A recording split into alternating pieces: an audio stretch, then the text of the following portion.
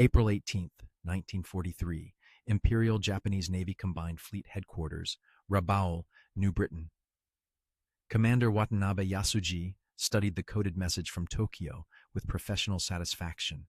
As Chief Communications Officer for Admiral Yamamoto Isoroku's staff, Watanabe supervised the most sophisticated naval encryption system ever deployed.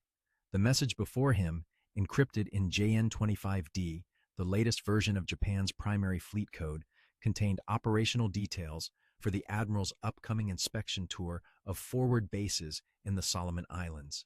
"The encryption is perfect," Watanabe remarked to his assistant, Lieutenant Nakamura Shigeru.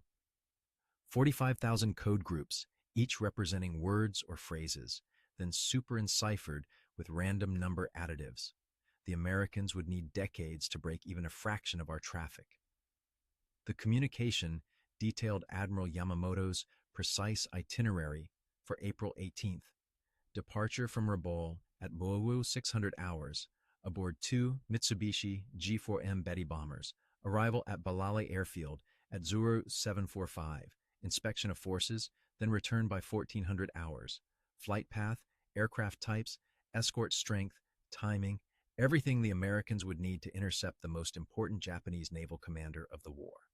What Watanabe didn't know, what none of the Japanese cryptographic staff could have imagined, was that American cryptanalysts at Station Hypo in Pearl Harbor had decrypted his message within 8 hours of transmission.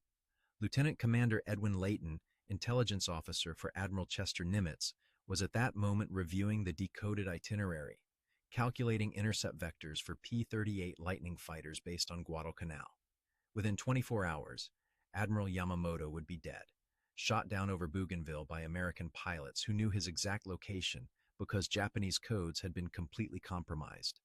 The architect of Pearl Harbor would die because Japan's unbreakable encryption system had been broken so thoroughly that Americans read Japanese naval communications more quickly than some Japanese commanders received them. The supreme confidence of Japanese cryptographers in their system's security would persist even after Yamamoto's death, even after catastrophic defeats at Midway and the Coral Sea, where American commanders had possessed foreknowledge of Japanese plans. The belief in mathematical impossibility would blind Japan's naval leadership to the reality that their most sensitive communications had been completely transparent to the enemy for over a year. This story is about how cryptographic arrogance enabled strategic catastrophe, how mathematical confidence collapsed before systematic analysis, and how Japan's certainty in code security cost them the Pacific War before most battles were even fought. The encryption system that Japanese mathematicians declared unbreakable had been shattered by American cryptanalysts working in basement offices with primitive computing machines and brilliant intuition. The foundation of Japanese cryptographic confidence rested on mathematical complexity that seemed genuinely insurmountable.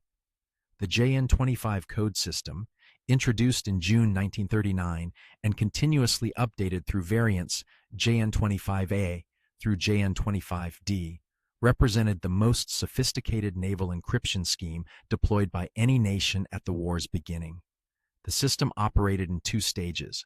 First, messages were encoded using a code book containing approximately 45,000 5-digit code groups. Each group represented a word, phrase, or concept. Battleship might be coded as 12847. Attack at dawn might be 5Th6392. This alone created massive complexity. 45,000 possible meanings required massive codebooks and extensive training. But Japanese cryptographers added a second layer of security that they believed made the system mathematically unbreakable. After encoding the message with the codebook, communicators applied a super-encipherment using random number additives from a separate 50,000 group cipher table. Each 5-digit code group was added to a 5-digit random number using non-carrying arithmetic, creating the final encrypted message. For example, if battleship encoded to 2847 and the cipher additive was 73529, the encrypted group would be 85366, adding without carrying. The recipient would subtract the same cipher additive, having identical cipher tables, to recover point 847, then used the codebook to translate to battleship. The randomness of the cipher additives, changed regularly and distributed in sealed books to fleet units, convinced Japanese cryptographers that breaking the system was mathematically impossible. An enemy would need to: number one, capture both the 45,000 group codebook and the 50,000 group cipher tables.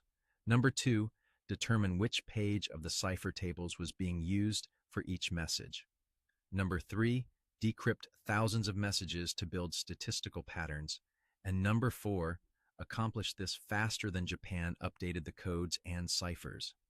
Captain Ito Seiichi, chief of the Imperial Japanese Navy's cryptographic section, reported to the Naval General Staff in November 1941 that JN-25 was secure against any conceivable attack by enemy cryptanalysis. His mathematical assessment calculated that even with unlimited computing resources, breaking a single day's traffic would require 500 years of analysis. This confidence extended throughout Japanese naval hierarchy. Admiral Nagano Osami, chief of the Naval General Staff, specifically queried about code security before approving the Pearl Harbor attack plan. Ito's assessment was unequivocal. The Americans cannot break our codes. Their cryptographic capability is limited to simple diplomatic ciphers. Naval codes of JN-25's complexity are beyond their technical capacity. The belief was reinforced by apparent American failures to anticipate Japanese moves. When Japan attacked Pearl Harbor on December 7, 1941, the American Pacific Fleet was caught completely unprepared. To Japanese observers, this proved their communications security was absolute. If Americans could read Japanese codes, surely they would have anticipated the attack. What Japanese cryptographers didn't know was that while American cryptanalysts had made significant progress against JN-25, they hadn't achieved full readability by December 1941. The attack on Pearl Harbor occurred during a period when only 10–15% of JN-25 traffic could be read, and even that was delayed by weeks. The Americans had been working on the code, but hadn't yet achieved the breakthrough that would come in early 1942. The cryptographic organization that would destroy Japanese code security operated from a basement under the administration building at Pearl Harbor. Station Hypo, officially the Combat Intelligence Unit, consisted of fewer than 40 personnel at the war's beginning: linguists, mathematicians, and radio operators working with primitive equipment in cramped conditions. Lieutenant Commander Joseph Rochefort commanded this unlikely assemblage of code breakers. A Japanese language specialist who had served in Tokyo before the war, Rochefort combined linguistic skill with mathematical insight and tireless work ethic. He would spend the next year working 18-hour days in the basement, rarely seeing sunlight, wearing a smoking jacket and carpet slippers while decrypting messages that would determine the Pacific War's outcome. The Americans possessed several critical advantages that Japanese cryptographers never considered. First, the United States Navy had been intercepting Japanese naval communications since the 1920s. Radio stations at Bainbridge Island, Washington, and Corregidor in the Philippines captured every Japanese transmission. This massive archive provided raw material for cryptanalytic attack. Second, American cryptanalysts had captured several Japanese codebooks through various means. A JN-25A codebook, recovered in 1940, provided the foundation for understanding the system's structure. While Japan regularly updated codes, the fundamental architecture remained consistent, allowing Americans to build on previous breaks. Third, the Americans deployed IBM punch card machines for statistical analysis. These electromechanical computers, primitive by modern standards but revolutionary in 1942, could process thousands of messages searching for patterns. The machines identified recurring code groups, frequency patterns, and statistical anomalies that human analysts would miss. Most importantly, Rochefort assembled a team of brilliant cryptanalysts who combined complementary skills. Thomas Dyer handled mathematical analysis. Hamwright managed traffic analysis, tracking which units were communicating. Wesley Wright focused on recovering cipher additives. Japanese linguists like Gilvin Slonim worked on translating decrypted messages. The breakthrough came through systematic analysis of message patterns. Japanese radio operators, despite rigorous training, made small mistakes that provided cryptanalytic footholds. Some operators reused cipher table pages. Others used predictable starting points in the random number tables. These tiny errors, invisible to Japanese supervisors, provided statistical patterns that IBM machines detected.